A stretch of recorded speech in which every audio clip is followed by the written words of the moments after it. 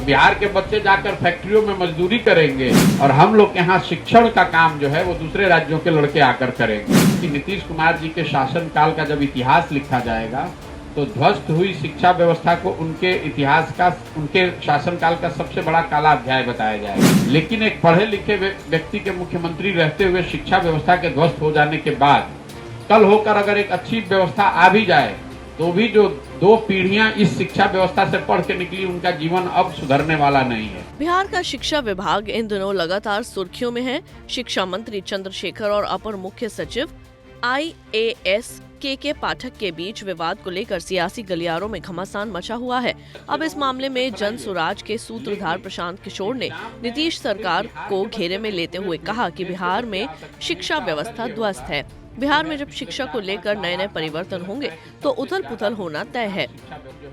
पीके ने कहा कि शिक्षा मंत्री और के पाठक के बीच क्या हो रहा है ये महत्वपूर्ण नहीं है। वर्तमान सरकार ने डोमिसाइल के नियम को बदला है, इससे बाहर के युवाओं को मौका नहीं मिलेगा और उनके साथ अन्याय होगा। यूपी, मध्य प्रदेश समेत दूसरे राज्य के लोग बिहार में आकर नौकरी करेंगे और बिहार के लोग दूसरे राज्यों में जाकर फैक्ट्री में मजदूरी करेंगे। तरह के रोज नए नए परिवर्तन को देखेंगे तो स्वाभाविक तौर पर केओस होना ही है। अधिकारी और मंत्री के बीच में क्या हो रहा है ये महत्व का विषय नहीं है। महत्वपूर्ण विषय ये है कि जो नई शिक्षा नीति बनाई गई, जो नियमावली आई है, उसमें डोमिसाइल को जो चेंज किया इन्होंने, उसका इफेक्ट आप समझ लीजिए कि बिहार में जिसको शिक्षक बनना है, अगर आप बिहार में पढ़े लिखे, सरकार एग्जाम ले रही हो तो एक बात है, एग्जाम लीजिए, अच्छे लोगों को शिक्षक बनाइए, लेकिन एग्जाम में सिर्फ बिहार के बच्चे नहीं पूरे देश के बच्चे आ सकते हैं। इसका असर ये होगा कि बिहार में शिक्षक यूपी, मध्य प्रदेश और दूसरे राज्यों के आएंगे। ये तब होगा जब बिहार के बच्चे रोजगार के लिए, मजदूरी करने के लिए दूसरे राज्यों में जा रहे हैं।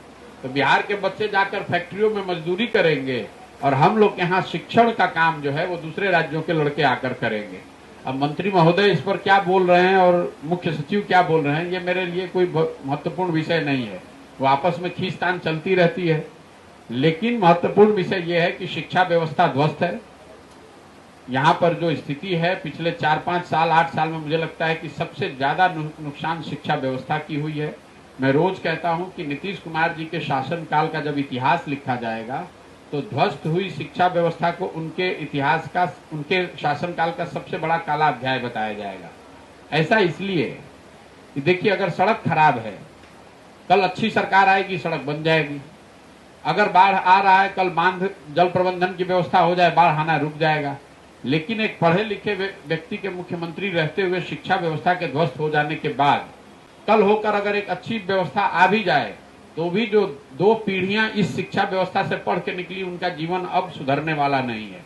उनको पूरे जिंदगी शिक्षित समाज के पीछे ही चलना पड़ेगा। बता दें कि बिहार में सरकार द्वारा लाई गई नई शिक्षक भर्ती नियमावली को लेकर अब बिहार में राजनीति गर्मा रही है। वहीं डोमिसाइल नीति हटाने को लेकर बिहार सरकार ने सफाई देते हुए कहा कि इससे बिहारियों को कोई नुकसान नहीं होगा, प्रतिभा के आधार पर चयन किया जाएगा। संविधान के अनुच्छेद 16 का हवाला देते हुए बिहार सरकार ने इसे कानूनी बाध्यता बताया है। उन्होंने ये दावा किया है कि बिहार के अभ्यर्थियों को किसी प्रकार का नुकसान नहीं होगा। पंजाब केसरी टीवी के लिए समस्तीपुर से अभिषेक कुमार सिंह की रिपोर्ट। हमसे जुड़े रहने के लिए हमारे YouTube चैनल को सब्सक्राइब करें और नई वीडियो की नोटिफिकेशन के लिए बेल आइकॉन को दबाएं। अगर आप ये वीडियो Facebook पर देख रहे हैं तो लाइक जरूर करें और ज्यादा से ज्यादा शेयर करें। धन्यवाद।